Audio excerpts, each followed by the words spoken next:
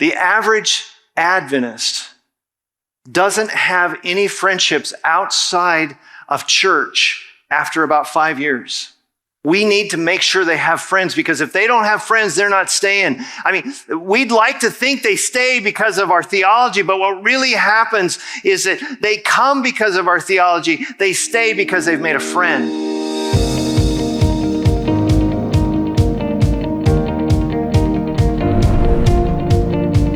Welcome to the Propel Podcast, inspiration and innovation to grow your church. I'm your host, Larry Witzel. If God is giving you big dreams for growing His kingdom, then this is the podcast for you. Our goal is to offer practical training for effective evangelism in the Seventh-day Adventist ministry context, but we know that the principles we talk about here are applicable in many other churches as well. So, wherever you're doing ministry, welcome to the Propel Podcast. If you're enjoying the podcast, please subscribe to our YouTube channel for more valuable ministry content. And don't forget to share this with your friends. Your support really helps our mission to inspire and help churches thrive. This episode features Dr. Roger Walter, lead pastor of the Adventist Community Church in Vancouver, Washington, and president of Evangelism. Roger and I go way back many, many years, and I've known Roger as a leader who is passionate about winning the lost and helping people develop deep spiritual roots. Together with his wife, Gail, he pursues these missions through church planting, pastoring, preaching, and evangelism. Roger's also the author of 2 books, Evangelism Intelligence and Learning Life.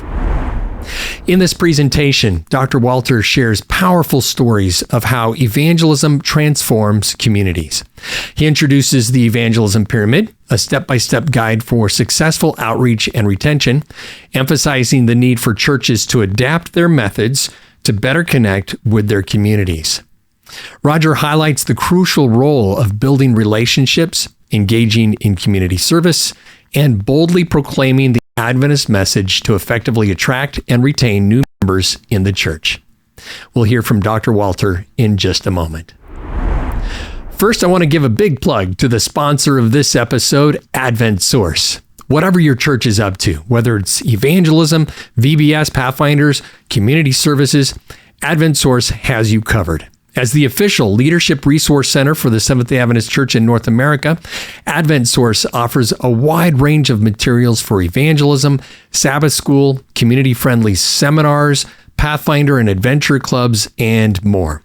I want to spotlight 2 specific resources in particular. Origins is a creation science bridge event by Dr. Stan Hudson, and Forecasting Hope, a new full-message evangelistic series by David Kleindienst. My team has worked with several churches that have found these resources especially effective. To learn more about Origins, Forecasting Hope, and all other great resources for reaching your community, visit adventsource.org. All right, let's turn now to Dr. Roger Walter's main session presentation at the 2024 Propel Conference entitled Catching and Keeping. Before I really get started this morning, three quick things happened yesterday that was fascinating to me. Hiram and Byron Corbett and I were standing talking at the back, and a guy comes up, and I've forgotten your name. Evan. Evan comes up, and he tells Hiram that he's an Adventist pastor because Hiram, while in seminary doing evangelism, baptized his mom. And he was 14 at the time and became interested about a year later, got baptized, and now he's an Adventist pastor. Yeah, I mean, that's good stuff, right?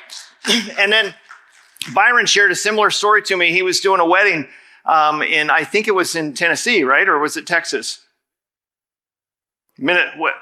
You were doing a wedding, but a guy comes up to him at the wedding and says, you don't know me, but you baptized my brother when you did evangelism in Minnesota, and he got off drugs, he got off alcohol, he cleaned up his life, and then he shared the gospel with me, and I'm an Adventist pastor because of that. And I'm like, hallelujah, right? That's just awesome. And then yesterday, a longtime ministry partner and friend by the name of Dale Cardwell comes up to me, and I didn't even remember the whole story, but he reminded me that he was the head elder when I was going to church plant in Salem, Oregon.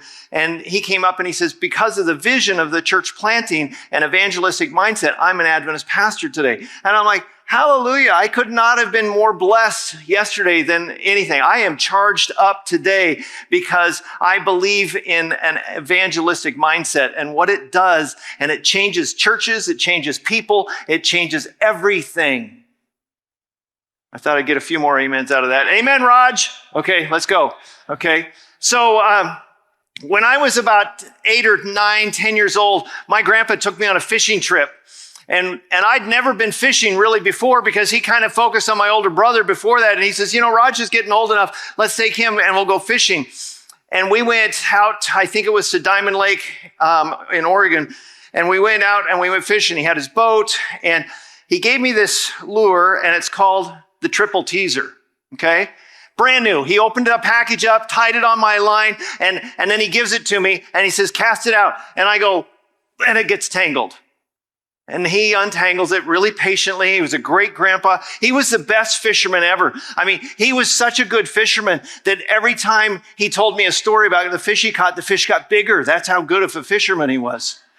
And so, we're trying to fish and I'm trying to cast and the hook would catch in my pants, and I'm just doing everything I can. But he's the greatest fisherman in the world, I thought. And I go out there and I might finally get my line and we're just trolling slowly with the boat. And all of a sudden my fishing line goes, and he says, I said, Grandpa, I got a fish. He says, well, set the hook. I said, what do you mean he says, go like this. And he jerks his line a little bit to show me and I go, wham, and the fish goes flying by me because I set the hook, right? But pretty soon we pull it out. He sticks it in a bucket of water. We bonk it on the head so it won't keep splashing around, and stuff. And then pretty soon I cast out there again. And Grandpa, I got another fish. I got a fish. He says, wind it in. I'm winding it in. I caught 6 or 7 fish that morning and he didn't catch anything. I was beating the master. And you know what he does? He's got the exact same lure on. That's his favorite lure. He pulls it in and looks at mine, bright, shiny, triple teaser. And then he lures winds his in, holds it up. His is a triple teaser also, but it's dull. So you know what he does? He does like any other grandpa would do. He cut the lines and switched the lures. And I had caught like 6 or 7 fish. When he caught like 8, he said, oh, we got to fix this because he was one up on me now. And that was on a Friday. He brings it in. He reaches back behind his seat in the boat. He pulls out some polishing compound and he rubs and he rubs and he rubs and he rinses it in the water and he shines it up, holds them up. You couldn't tell the difference between those 2 triple teasers after that. And we never caught another fish the rest of the weekend. It was the most amazing thing. When I was I didn't fish much until quite a few years later, and I decided I was going to take up fishing. I wanted a new hobby, so I was going to take it up, and I decided, I don't want just your standard rod and reel. I wanted to fly fish. I wanted to spend my time, standing waist deep in the water. I didn't care if I caught a fish. I just wanted to be out there throwing that line out, and man, learning to fly fish, it's dangerous because that fly comes right back at you and you're like, yeah, I'll get out of the way. Well, I finally figured out how to fish. This picture reminds me, this is not me, but it reminds me of those old Verizon commercials where the guy's out fishing and his phone rings. This is back when they first started the "Can you hear me now" thing. And he's answering the phone like he's in the office and he's holding this fishing pole under his arm and he answers the phone and he goes back to fishing. I'm like, I don't want to answer my phone when I'm out fishing. I just want to do fish. I got so into fly fishing, I started tying flies. They weren't this good, but I could catch some fish with them, and I kind of liked it. And the only problem about fishing was that my 7-year-old son at the time, he's quite a bit older now, but when he was 7 years old, 6 years old actually, he says, I want to go with you, Daddy. And so I take him fishing. I don't know if you've ever been fishing with a 6-year-old. It looks like this a lot. Fortunately for me, my wife likes to be with me. And she's really good at untangling knots. And so I said, hey, Gail. And she'd come running over and she'd work on Seth's line and work on, his line for a while until he got it untangled. And then I'd keep fishing. And most of the time, you study where fish are, you look where fish are, you think where they're going to be and you follow along with them. Most of the time I was doing catch and release. I catch the fish and I release it. And I catch the fish and I release it. One time, my friend took me out though.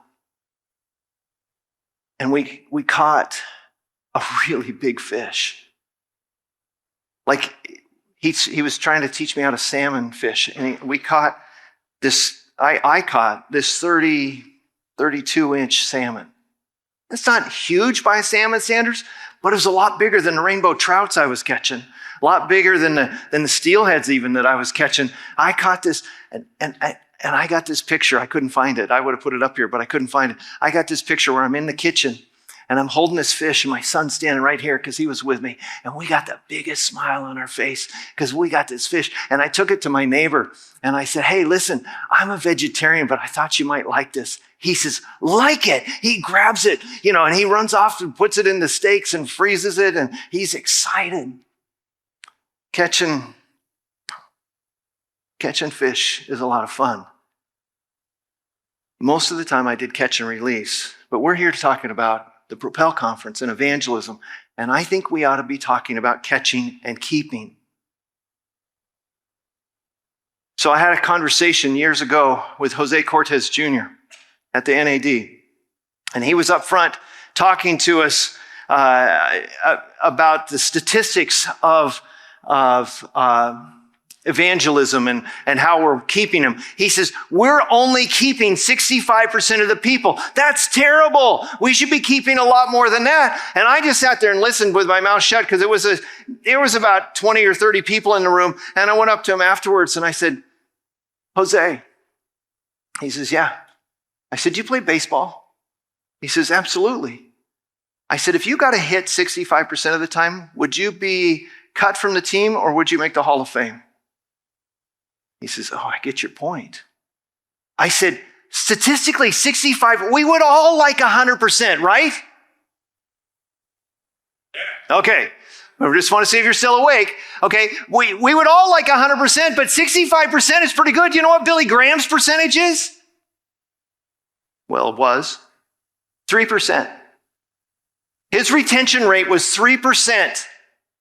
Now, he got this huge auditoriums and huge stadiums, and he would fill them, and he'd get these massive decisions. 3%. Our retention rate is 65. My church here, we run closer to about 75, and here's why. I want to show you why. Because we've learned how to catch and keep, okay? This guy's dropping the ball. When my dad taught me how to play baseball, he made sure that I knew how to catch with both hands, put my mitt up, and have this hand ready to close it in. If I ever caught a ball one-handed, just stuck my mitt up and caught it like that, I was going to run laps. If I ever dropped the ball with only one hand up there, I was going to run more laps. But if I put up both hands and I'm trying to catch it and a ball would come and I'd go like this and I'd miss it, my dad would say, nice try, Raj. Because he understood that I did my best. I think we need to learn how to catch and keep. And the basic rules of baseball is using two hands. So what do we have to do to keep what we catch? I want to show you a variation of the Evangelism Pyramid that you have in your booklet, okay? And this has been adapted some since I wrote my book. It's been growing as we go. The first stage of the pyramid is a relational outreach, where you're out making friends in the community. I heard a story the other day about an elderly man was in a gym, and he was messing with his phone, and these things never work, and his Bluetooth headphones. And this guy was in his 20s. The elderly man was probably 75-ish or so, and the guy that hurt him was trying to bench press, and he's like 20, 25. He said, what, do you need some help? He says, I can't get this thing to work. I never can figure out how this phone works with these headphones. And, technology goes beyond us as we age, right? So they're always discovering new things. And so he helped him, and they began a partnership, a friendship that they began working out together on a regular basis. You would never think that an elderly African-American man and a 20-something Anglo guy would become the best of friends. Called each other 3 or 4 times a week, worked out together 4 or 5 times a week, did everything they could.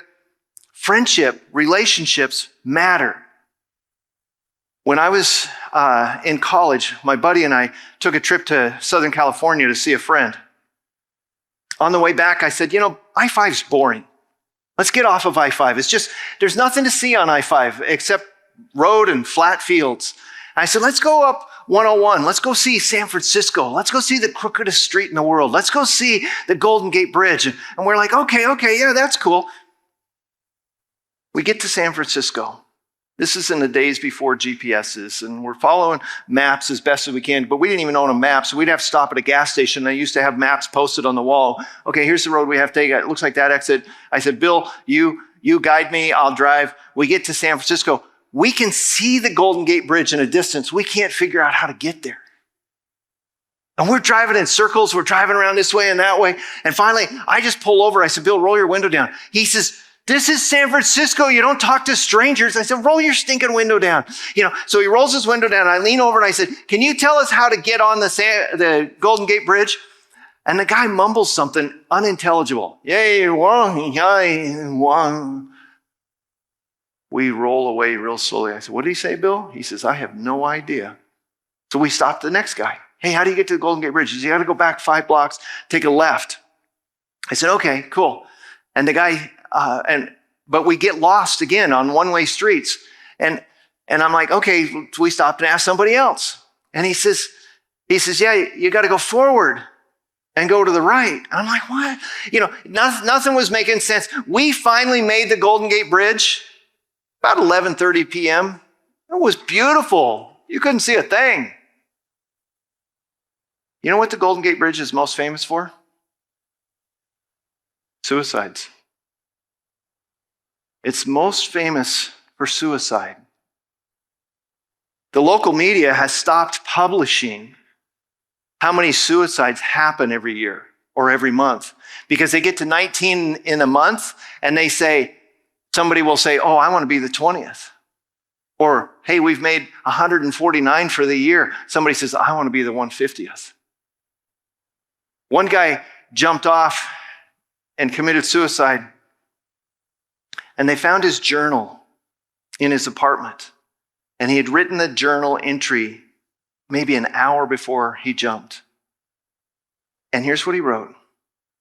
If one person will say hello to me, I won't do it. Relationships are crucial to sharing the gospel.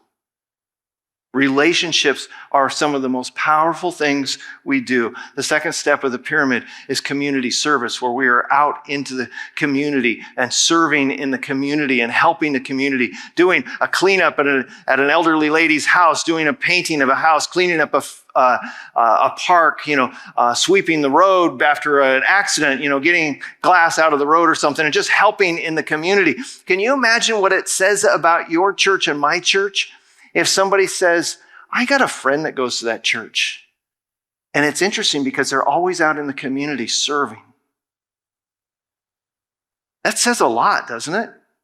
The third step of the pyramid is to add value-added ministry, if you will, value-added things. We used to call them bridge events, where we would bridge people to come to the church with a non-spiritual event. It's the idea of having a parenting class or a financial peace university or one church in Seattle area years ago did a diaper changing class because they found out that was the number one need in the community was how to change diapers, obviously before Pampers, okay?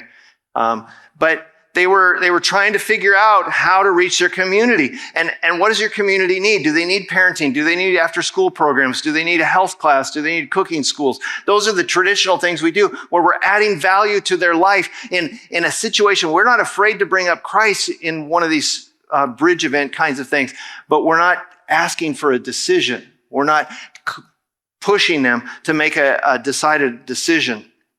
Can you imagine what would happen?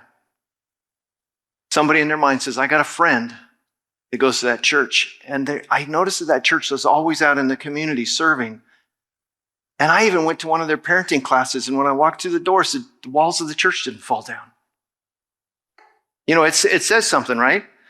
The next one is about sharing, giving more information. I remember as a kid, I had a guy in my church whose name was Harry Ross.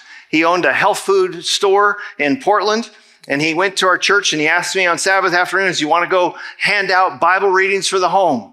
And we would take those thick paperback books, and we would put them on people's doorsteps because we were trying to share good literature with people so that they could maybe read something. It was meaningful for me because my grandma read her way into the Adventist church because of Bible readings for the home, because somebody bothered to share some literature with her that was useful and helpful and helped her understand her Bible better. And she says, I want to be part of those people. That's a fascinating story in and of itself. We won't go down that one, but I'm talking about glow tracks. I'm talking about science magazines. I'm talking about Bible studies. I'm talking about sharing the Desire of Ages, Steps to Christ, something like that with somebody. So they say, wow, I got a friend that goes to that church, and I noticed that they're always out in the community serving, and they are, I went to one of their seminars, and I've read some of their literature, and it's really good. But here's the deal. A lot of churches do all four of these things, right? I know countless number of Adventist churches and non-Adventist churches that do all four of these things. They're sharing literature. They're out serving in the community. They're doing good things. They're doing these things. But I believe that Adventist churches grow differently. And it's because of our theology. Nobody wakes up on Saturday morning unless they're a former Adventist and says, oh, gee, honey, we haven't gone to church in a while. Let's go this morning. They do wake up on Sunday mornings occasionally and say that. And so Sunday morning works for people to have an outreach event at their worship service because people come and try to figure out what's going on and try to get back connected to God. We used to send out these flyers for launching churches and Easter weekend. And the interesting thing about it, Sunday churches use this all the time. They mail out flyers. There's these little big postcards, and it tells about their church, their launch event. That's how Rick Warren started. That's how other people have started. They've done it for 20, 30 years. But I can't tell you a single Adventist church that's worked with. Because they look at it and they go, Saturday? Say what? I can remember when I became a Seventh-day Adventist, before I became an Adventist, we got a flyer in the mail inviting us to some evangelism, and we got an invitation inviting all the former Adventists to church. My mom and my dad both grew up Adventists. I didn't know what grace was unless I tripped on something and my dad would say, way to go, Grace. I didn't know what salvation was, the Lamb of God was. I only heard the name of Jesus in a swear word. And we got this flyer in the mail to come to a seminar. And my mom says, that's probably good. Saturday morning, she gets up, she says, Raj, get some clothes on, we're going to church. I said, Mom, don't you know the best cartoons are on today? And how come Dad gets to stay home and watch the game and I don't get to? She drags me off to church. And we started going to this seminar. My dad decided he was going to go 3 times. And then he decided ahead of time he was going to have a headache, wouldn't be able to go. My mom actually did have a headache, and so she didn't want to go. She's like, I've heard all this stuff before and what. But my brother and I, we had never heard it. I'd been to church once in my life, and I can remember, maybe more than once or twice. I remember one time they handed out a snack, little thing of juice and a little cracker, and they wouldn't let me have any. And I'm like, who wants to be with you guys? I remember one time up on the wall, high up on the wall, these blue curtains were there. And I'm like, it looks like we're going to have a puppet show. The curtains open, and 2 people are standing there in funny-looking clothes, and all of a sudden one pushes the other one down and comes up wet. And then the curtains close again. I'm like, what was that? I had no idea what any of this stuff was. And my mom drags me off to church, and my brother and I, we become interested in this seminar. And all of a sudden, my dad's not going to go, and my mom's not going to go, and neither one of us drive. And we said, but we wanted to go. What do you do when your kids say they want to go to church? You go to church. It's good to do sharing and value-added and community service and relational, but at some point in time, we have to proclaim a message that Seventh-day Adventist has. Sometime we have to proclaim what that message is because we believe differently. Come on. We go to church on the wrong day. We eat the wrong food. We die differently. We go to heaven wrong. See what I'm saying? There's so much that's different about us. We have to preach that because it makes a difference and it takes time to process Adventism. That's why I'm not a big believer in 7-day series or 10-day series because it takes time to process some of that stuff. But when we proclaim the message, things turn around, don't they? In 2011, we did a NAD-wide pastoral evangelism was a big push, and we became the fastest growing denomination in America. USA Today said that. What did we do? We were proclaiming the message that God had given us. We have to have a point where we proclaim. That's how we catch people. That's how this church catches people. We run through this pyramid cycle twice a year in this church, most years.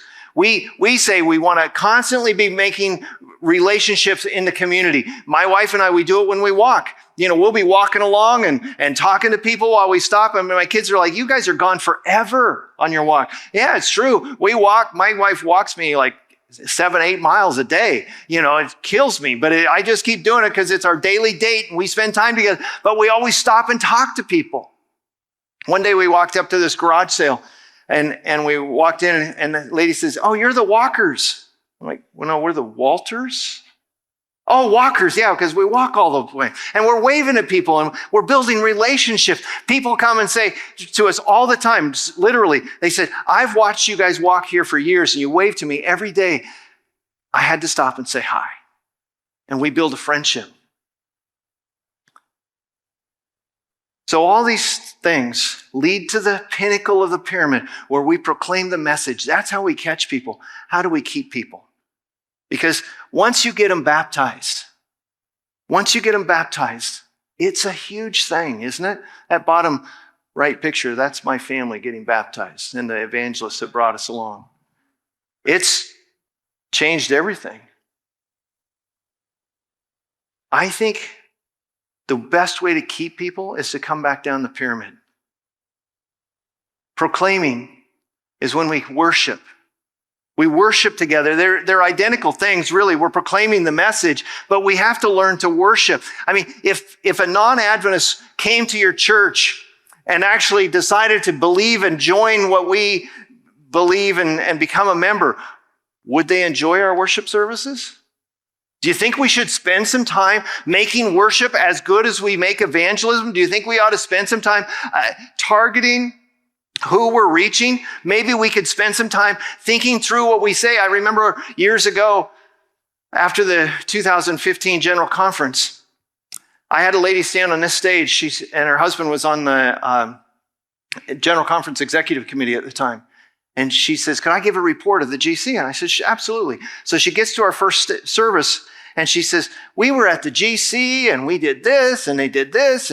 And I went to her and I said, "Virginia, when you do that at the next service, would you explain what you're talking about?" She says, "What do you mean?"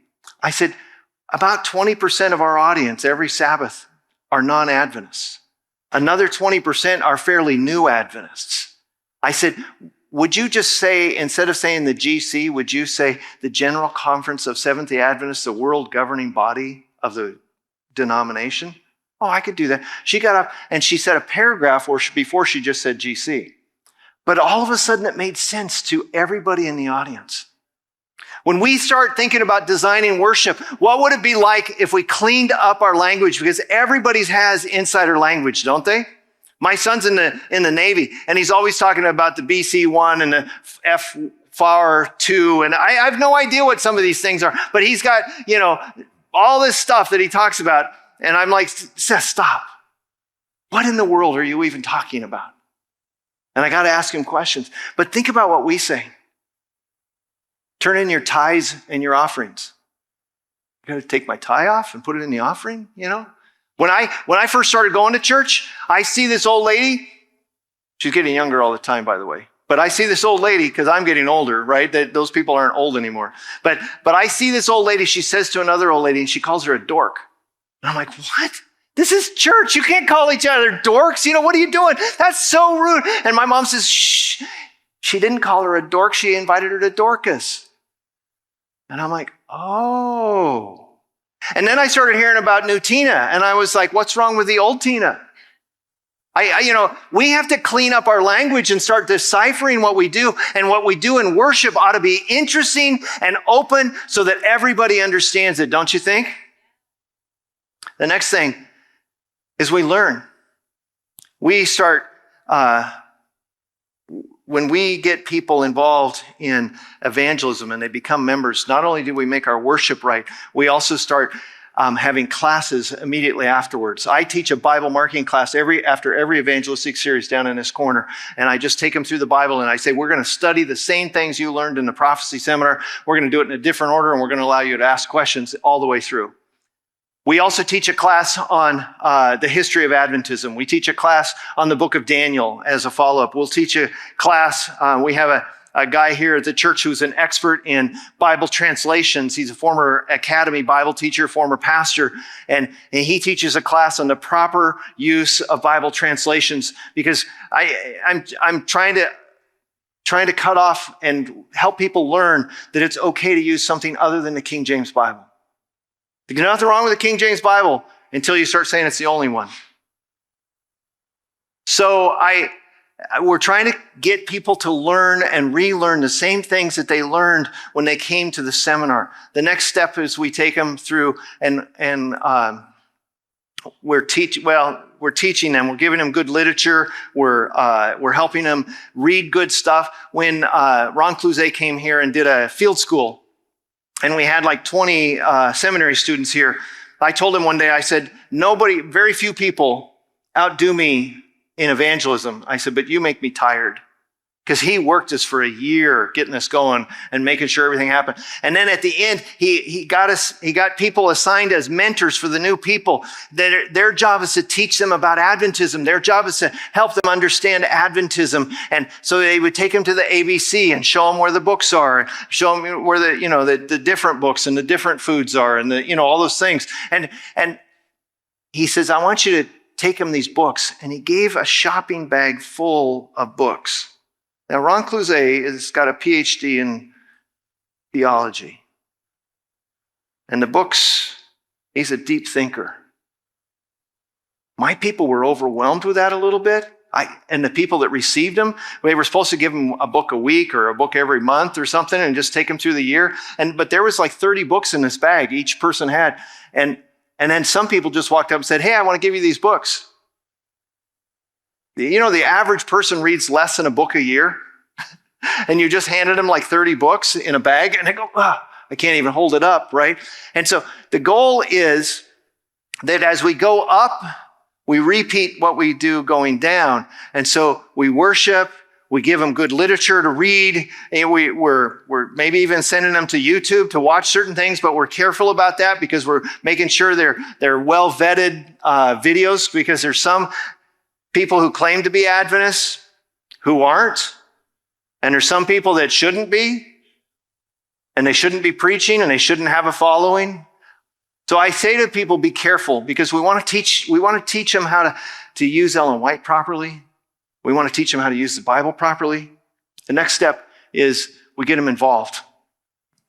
It's the same as community service, but we're getting them involved in church. We're making them ushers. We're making them greeters at the door. I'm not going to make a new person an elder or a deacon, but I am going to get them involved helping pick up the offering. I know the church manual probably says you shouldn't do that, but honestly, if they can do something that they feel totally involved in, Maybe it's just counting attendance. Maybe it's cleaning up after an event. Maybe it's setting up tables and chairs for the potluck. Maybe it's doing some of those kinds of things just to get involved. I'm going to get them involved going back out and doing community service. I'm going to get them involved doing some other things, because when they're involved, it changes things. I had a guy tell me one time when I was church planting in Colorado, he says, "Nobody comes after evangelism, Raj. Nobody comes." I said, "Well, what are you talking about?" He says, and he names an evangelist by the name of Dan Bensiger, who had been there about 6 years before. He says, "Nobody's even coming from that." I said, "How about so-and-so? How about Shane and Amy? How about John? How about Bob? How about Sue?" And I named like 10 people just like that. He says, "They all came from that seminar?" I said, "Yeah." He says, "I am in shock. I thought nobody was still here." I said, "Name the seminar that we've done." And we did 2 a year in Colorado. And I said, "Name the seminar and I'll tell you how many people are here still." And that started me on a journey where I started keeping track in a spreadsheet. And I can show you my baptismal numbers, my retention rate by name since the year 2000. Because I understood that what happened, all of a sudden I realized that new people get involved, and we had been getting them involved and making sure that they were part of what was happening. And as new people get involved, the church members begin to go, subconsciously, they're just thinking, we could never have done this without them. So they must have been here all the time. We got to get people involved. We got to help them to see the need. And listen, any of you pastor in a church, do you have too many people involved?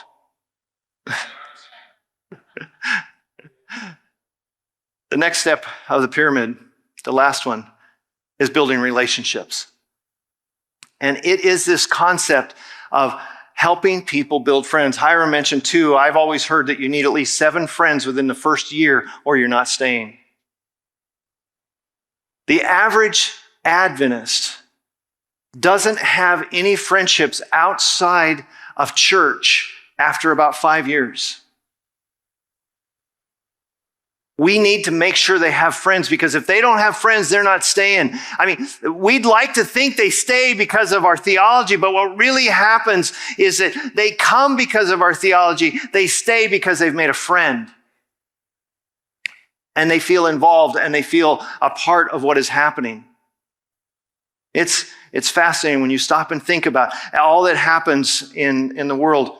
But without 7 close personal friends, people are going to be gone. I can remember when we became Seventh-day Adventists. I showed you the baptismal picture. Baptized over in Cherry Creek, Oregon. We had some people in the church that made friends with us. Names are Sharon and Leroy Kelm. They had a couple of daughters that were my brothers of my age. Maybe they had ulterior motives, but we were a little young for that, okay?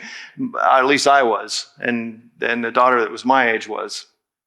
But it didn't matter. We did things together on Saturday night. We sat next to them in church. We went out on Thursday night and went out to eat with them. They made friends with us, and they introduced us to things. She would hand books to my mom. They would talk on the phone. And a year after we were baptized, there was about 20 people baptized in that evangelistic series. I think my family was the only ones left because we had some friends. And we had some close friends. So, how do we keep people? I think you got to catch them through the left side of the pyramid. I think you keep them on the right side of the pyramid. It's the same steps, over and over, repeated over and over, so that we can catch and keep. I've never caught a fish that big. I think it'd be a fun thing to do. But I think back to that fish that we caught, and I can remember giving it to my friend and a huge smile on his face. He just lived about 3 or 4 doors down from me. I remember just about a year ago, a guy came down from Alaska who used to be a member of this church. He moved down, he was just visiting from Alaska. He says, "Hey, I brought you some fresh Alaskan halibut." I'm like, I'm vegetarian and mostly vegan, okay? Except when it's inconvenient. No, but I'm mostly vegan, and I'm thinking, I'm not going to eat that fish. And so, you know what I did to him? I said, "I don't want your stinking fish." No, I didn't say that to him. I said, "Great." So he brings me these 3 steaks of halibut, looking like that. 3 of them. Big steaks, frozen. And you know what I did? I took one to my next door neighbor. And that guy's eyes go like, whoa, fresh halibut, that's awesome. And I take the other 2 to another neighbor who had a bigger family, and he'd help me out with something. And I said, hey, I just wanted to say thanks. And I thought I'd give you this. He said, we're having that tonight.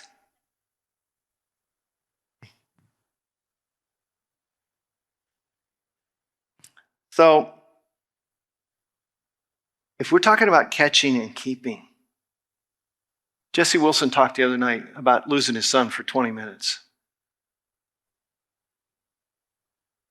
Most people don't care that you lose your kids. I was at a farm store in Battleground, just about 15 minutes from here, with 2 of my kids. 3 of them, actually. The oldest was about 12 at the time. The youngest was about 4, and he was staying with me. And my 8-year-old, she got misplaced from us. Guess why?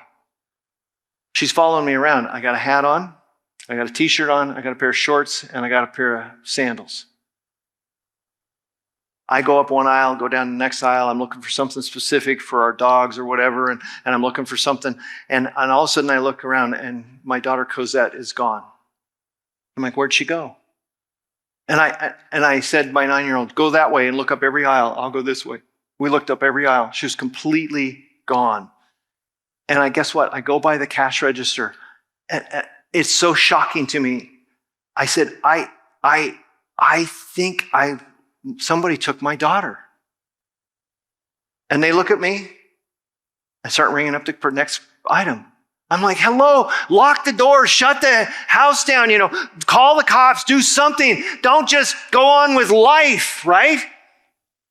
Well, a guy that was dressed with a hat and a t-shirt and a pair of shorts and a pair of sandals walks back in. He says, this little girl just followed me. I didn't take her, honestly. I just gave her this huge hug. She just was following along and saw a guy with shorts. She thought it was her daddy.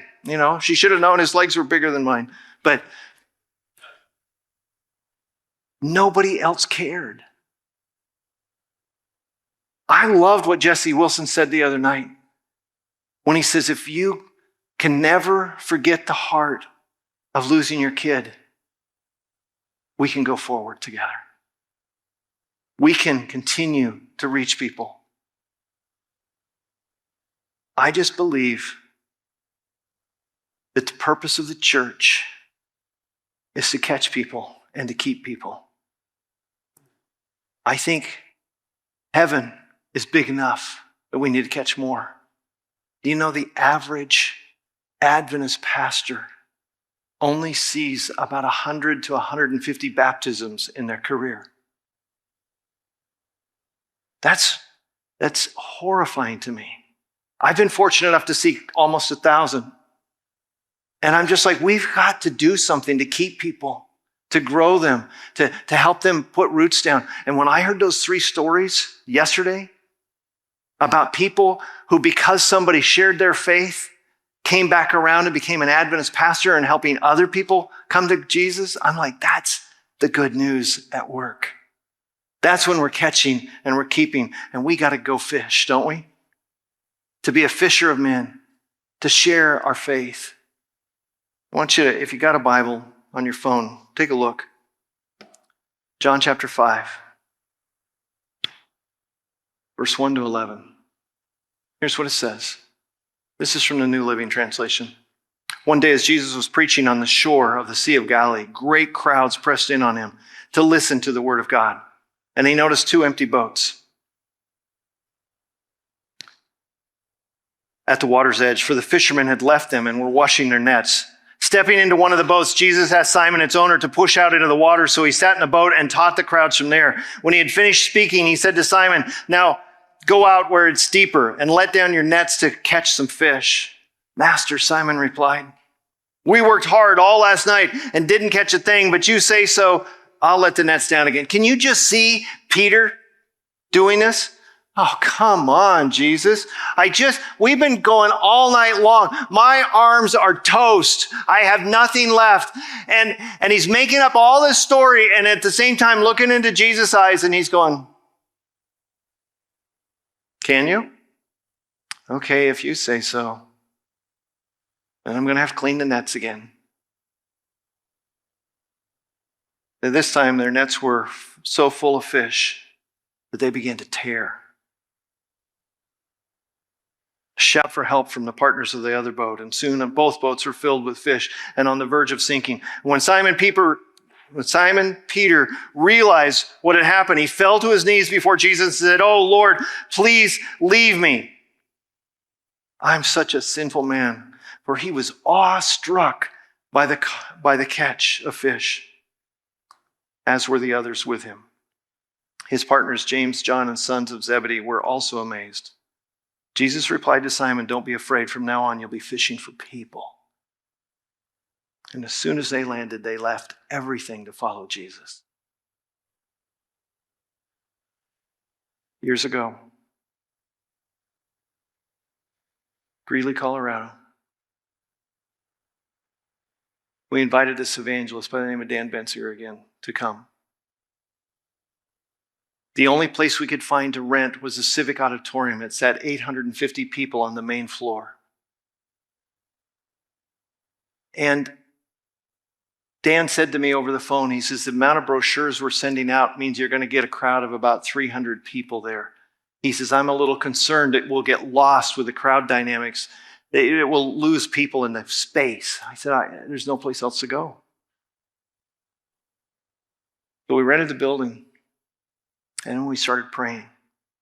And we started moving forward in prayer because we knew something significant had to happen. We knew, we were church planting and we had a deadline, and we had been given a deadline from the conference that if we are not up to speed financially and in attendance within 3 years, I'm going to be given a second or third church. And so my church didn't want that. I didn't want that. And so we began to pray like mad. And at a leadership meeting, when we decided to do it, I said, let's bet the farm on doing evangelism. We've done so much stuff buying equipment for ourselves. We were a contemporary church, and we were doing stuff as much as we could to make things go forward. And it wasn't, we'd grown to about 100, and we'd stalled out for like 2.5 years. I said, let's bet the farm on reaching lost people. And my board said, yes, let's do it. And we had $70,000 in the bank. We invited Dan in, and we did this evangelistic series. We've mailed to 100,000 plus homes, and we rented this facility. And it was amazing because opening night, we were standing around and we didn't know if anybody was going to come or not. And almost 800 people showed up.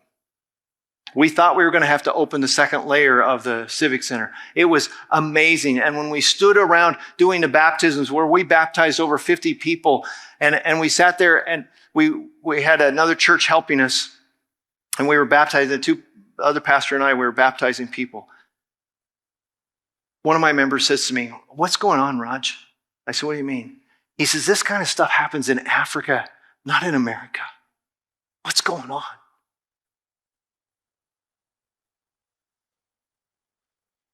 I remember when I moved here 15 years ago, and we decided to do an evangelistic series. We invited Richard Halverson to come in, Ron Halverson's little brother. We invited him to come in, and my church member says, we do a lot of evangelism, but we don't get a lot of results out of it. And opening night, my head greeter was standing out in the lobby, her jaws hanging down like this. And she says, "I don't understand it. We do a lot of evangelism, but we've never had a response like this." I said, "I'm glad this church is evangelistic. I'm glad they want to do it. My job as the new lead pastor is to show you how to do it right." What would happen if we would go back to our churches, to other conferences and around North America, and people started catching fire with what we were being lit with this week? What would happen if people said, "Wow, what happened to those guys that went to Propel? They're going off the charts in growth." What would happen if they saw what was happening, and all of us together, we got together every year right here? Well, okay, Tacoma. But what if we got together every year and sharpened each other and helped each other and spread the word? Because part of that is going out of here and saying, next year, you got to come too. what would happen if a fire got started? When I moved to Colorado, I asked my ministerial director if I could get some money for an evangelistic series. And he says, sure. How much do you want? I said, I want $10,000. He passed out right in front of me. He says, we don't give that kind of money. I said, what do you normally give? He says, we'll give you $2,000. I said, that's not going to cut it. That will not work. You cannot gather a crowd with $2,000. And he finally submitted and he gave me $8,000. When I left Rocky Mountain Conference, we were getting $60,000 a year from the conference, and we were spending over $100,000 on evangelism every year because it's that important. But here's the bigger deal. When I got to Rocky Mountain Conference, nobody was doing evangelism. It doesn't work, right? But when they saw it start to work at this contemporary church plant and doing traditional evangelism with an amazing facts evangelist of all things, and how's that working? All of a sudden, a whole bunch of people started doing evangelism. And all of a sudden, the largest church in the conference hired an associate pastor who had been an evangelist his whole career to come on staff just to do evangelism. I want to see the Seventh-day Adventist Church in North America sharing the gospel of Jesus Christ as Adventists understand it. And I want to see it spread like fire to other churches. So when you go back to Texas, when you go back to Idaho, when you go back to North Carolina, wherever you go, that people say, something's going on there. We got to go and learn from them, because what would it be like if we could share the message that God has given us wide and far? I think it's time to go fishing. Don't you? Pray with me. Father God, please come into our hearts. I pray that we will not go out of here, Lord, and take our booklet and stick it on a shelf beside all our other conference booklets and notebooks. We will use the information that we have gathered, and we will begin to apply it to help our churches to catch a vision for the gospel, sharing it with other people, to share the message of Adventism in Jesus Christ. I thank you, Lord, for the grace that has been patient with me. I thank you for the grace that has changed each of us. Please let this be a fire that spreads rapidly. Amen. Stop for a moment and think about the things Dr. Walter shared in this presentation and how they can be applied to your ministry. Reflection practice is so powerful, which is why we emphasize it so much at the Propel conference as well as here on the podcast. So, what was the big idea for you? How do you think you can apply this in your own ministry context? What are you inspired to do? And when this episode finishes, I encourage you to pause for 5 or 10 minutes and just let your mind wander. This reflection time can be really powerful. Well, that's it for this episode. We'd love to hear from you. Please send an email to podcast@propelconference.org. And don't forget to mark your calendar for next year's Propel Conference coming to Tacoma, Washington, April 27 to 30, 2025. Special thanks to Dr. Roger Walter for speaking at the 2024 Propel Conference and to Advent Source for sponsoring this episode. This has been the Propel Podcast, inspiration and innovation to grow your church. The Propel Podcast is produced by the crew at Sermon View, and the event recording services were provided by Adventist Learning Community. I'm Larry Witzel, wishing you God's richest blessing in your evangelistic journey. Please join us again next time for another episode of the Propel Podcast.